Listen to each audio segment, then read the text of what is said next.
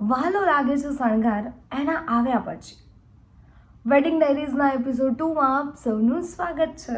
મસ્ત મજાની 3 કલાક અને ઊંઘ પૂરી કરી, ચા પીધી અને તમારી સમક્ષ હાજર છું. આજે વાત કરવી છે લગ્નની જે તૈયારીઓ હતી એની હાઇલાઇટ્સ વિશે, જે લગ્નના પહેલાં મેં થોડી કરી અને બધી ભેગી કરી હતી. ક્યાંક અમદાવાદની બજાર છે,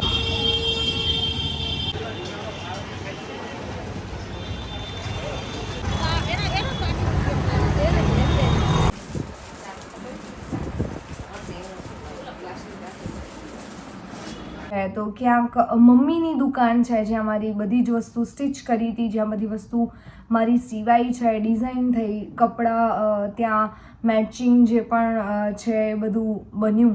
નેચરલ જ લેવાનું આપણે કંઈ એવું. તો યસ, મોડાસાની બજારના ઘણા બધા કામ. ટાઈમ તો નથી મળતો પણ નાની નાની ક્લિપ્સ ભેગી કરવાની ટ્રાય કરું છું.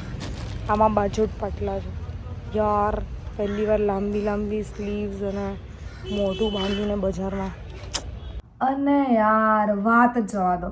હું તો ધન્યવાદ એ લોકોને કહું છું કે જે લોકોના લગ્ન એક વર્ષ પહેલાં નક્કી થઈ ગયા છે, 6 મહિના પહેલાં નક્કી થઈ ગયા છે, એ લોકોની યાર શોપિંગ કરવાની હિંમત, ધીરજ અને સલામ છે બોસ. કેમ કે મારે તો 2 મહિનાની અંદર આ બધું જે બજારનું કામ ને આ ભેગું કરવું ને પેલું ભેગું કરવું ને લિસ્ટ બનાવવું ને કેટલી વસ્તુ આવી ગઈ ને કેટલી બાકી છે, બાપ રે બાપ. હું બસ 2 મહિનામાં એમ થઈ ગયું હતું કે યાર કેટલું હોય હવે. પણ જે લોકો 12 મહિનાથી 6 મહિનાથી તૈયારી કરતા હોય ને બોસ, કહેવું પડે, મારામાં નથી એ હિંમત. આપણું તો 2 જ મહિનામાં ખબર પડી ગઈ હતી. કેવું નહીં, છોકરાઓને તો બસ આઉટફિટ લઈ લીધા, માંડવાના છે, મામેરાના છે, જાનના છે, રિસેપ્શન હતો રિસેપ્શનના છે, બસ પૂરું. રૂમાલ લઈ લીધું, સોક્સ આવી ગયા, અને હોય તો એકાદીક મોજડી યા તો પછી શૂઝ લેવાના હોય. અને છોકરીઓને કેમ યાર એક આઉટફિટના એક મેચિંગ ઓર્નામેન્ટ્સ, ક્લચરથી લઈને બિંદીથી લઈને ઇયરિંગ્સ, હાથે કેટલું બધું યાર, અને કેટલું યાદ રાખીને સાથે રાખવાનું, બાપ રે. એ મેં આ છેલ્લા 2 મહિનામાં અનુભવ કર્યો છે કે યાર જીવનમાં કોઈ દિવસ આટલી બધા આઉટફિટની વસ્તુ દોડીને ભેગી નથી કરી. મેચિંગ બંગડીઝ ને એનો બી સેટ બનાવવાનો, એમાં પહેલી ગોલ્ડન બંગડી હોય તો વચ્ચેની કોઈ બીજી, પાછી છેલ્લે કંઈક, આ હાથમાં સરખી.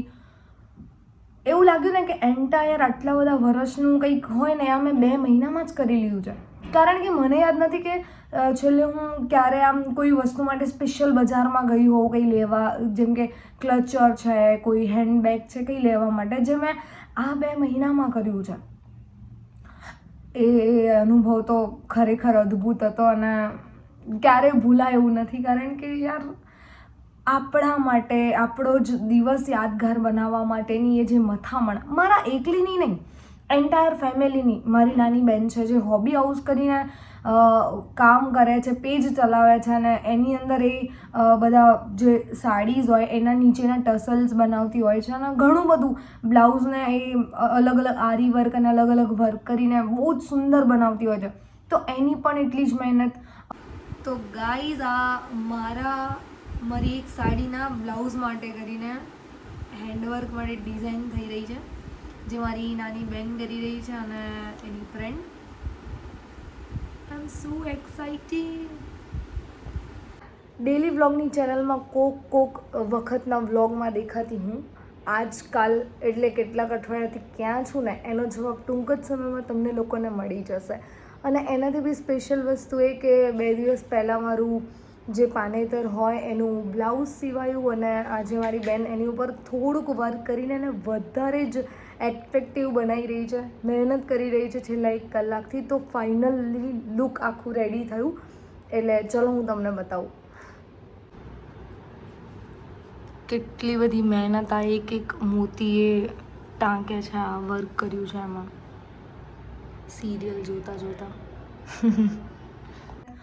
દુકાને કાકા છે વિજય અંકલ, એ પણ મારી એક વસ્તુને એટલું ધ્યાનથી એમને બનાવ્યું, બધા બ્લાઉઝના ડિઝાઇન્સ આ તે એને બી સ્ટિચ કર્યા. અને મને ખૂબ ખુશી થતી હતી કે યાર આ બધા મારા લગ્નની તૈયારી કરી રહ્યા છે, એમનો હરખ જોઈને, એમનો પ્રેમ જોઈને અતિશય ખુશી થઈ રહી હતી. તો આ વિડીયો થકી એ બધાને થેન્ક યુ સો મચ કે મારો આ જે લગ્નનો પ્રસંગ છે ને અદ્ભુત બનાવ્યો અને મને વધારે સુંદર દેખાડવા કે વધારે સુંદર લાગવું, મને ફીલ આવે એના માટેની મહેનત એ લોકોએ કરી. તો આ હાઇલાઇટ્સ પહેલાં જોઈ લો જે લગ્નના પહેલાંની પ્રિપરેશનની છે તમારી સમજ.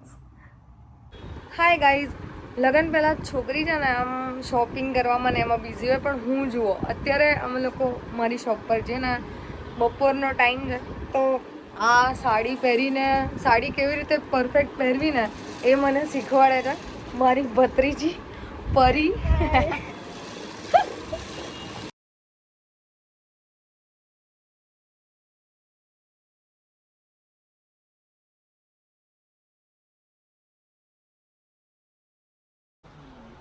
તો બસ થોડી ઘણી પ્રિપરેશન ચાલે છે, આ બધું શીખવાનું.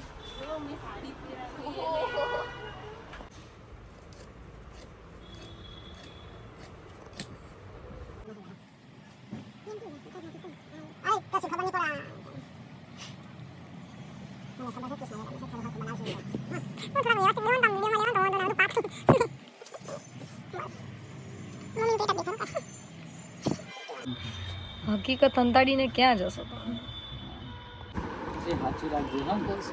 ખાસ તો 15-20 વર્ષ થાય પછી જોયા કરજો.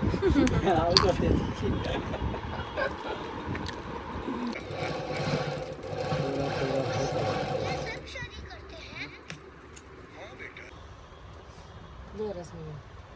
મસ્ત લાગશે. ઈ એન્ડ પર ઢબુડીનો પટોળો. ઈ પટોળો એમાં નનકડીનો જોઈ તલાવ. હા બસ આવું હવે. પ્રભુલી નીકળી વાળું ને મમ્મી બટ્ટો માપો. મસ્ત है. પટ્ટો માપો. ઈ ચેક્સ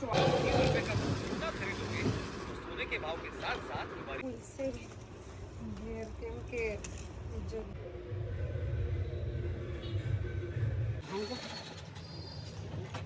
તેનો લિસ્ટ है. નવી લઈ આલો ને તમારે. મને ફાયદો થાય. તમે ફાયદામાં જ જ્યારથી પાર્લર ખોલી.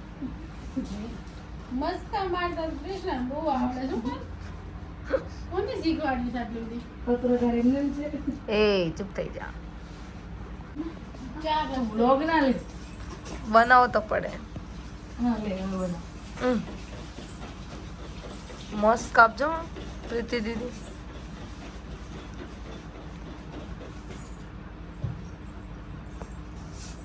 વિડિયો શૂટ કરી દીધું. તો મારું મને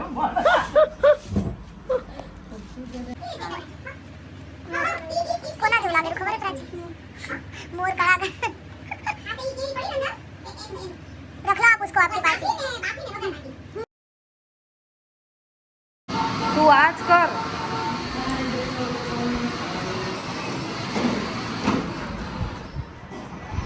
એ હાય કહી દે. હાય, જય સીતારામ. તું હોર્ન વગાડવાનું મન કર દે. એક વાત પૂછું, તું કિચ્છા દીદીને યાદ કરીશ? હું અમદાવાદ જતી રહીશ, પછી આવીશ માર ઘરે? હા, માર ઘરે આવજે. હો, પોતાની ચોઈસની એક એક નાની વસ્તુ ભેગી કરવાની એ મજા જ બહુ અલગ હતી. હા, ગરમીના કારણે થતું હતું કે ક્યાં બજારમાં જવું, કેટલા વાગે જવું, આટલા સ્લીવ્સના કપડાં પહેર્યા, મોઢામાં રૂમાલ, આ તે, અને કેટલું બધું ધ્યાન રાખીને બધી વસ્તુ ભેગી કરી. ગરમીનો ઉકળાટ જેટલો હતો પણ એ વ્યક્તિ માટે, એ પ્રસંગ માટેનો પ્રેમ અને હરખ પણ એ ઉકળાટના બરોબર હતો. એ અદ્ભુત હતો એ ઉત્સાહ. તો બહુ જ મજા આવી આ પ્રિપરેશન કરવાની અને નાની નાની ક્લિપ્સ લઈને તમારી આગળ શેર કરવાની. આ તો બસ માત્ર બીજો એપિસોડ હતો. આગળ ઘણા બધા એપિસોડ્સ બાકી છે. મારી મહેંદી છે, જે ગણેશ સ્થાપના કરી એ બધું, અને એનાથી પણ આગળ જે ઘરે મહેમાન આવ્યા હોય આ તે બધું. તો stay tune and keep signing with Krishna, કારણ કે તમને સતત મારા એન્ટાયર જર્નીના વિડીયોઝ આ યુટ્યુબ ચેનલ થકી મળતા રહેશે. તો બસ આવો જ પ્રેમ કરતા રહેજો. વિડીયો ગમે તો શેર કરજો, અને મારી ચેનલ પર નવા હોવ અને પહેલી વાર આંટો મારવા આવ્યા હોય તો સબસ્ક્રાઈબ કરજો, જેનાથી સમયસર તમને મારા વિડીયોઝ મળી રહે.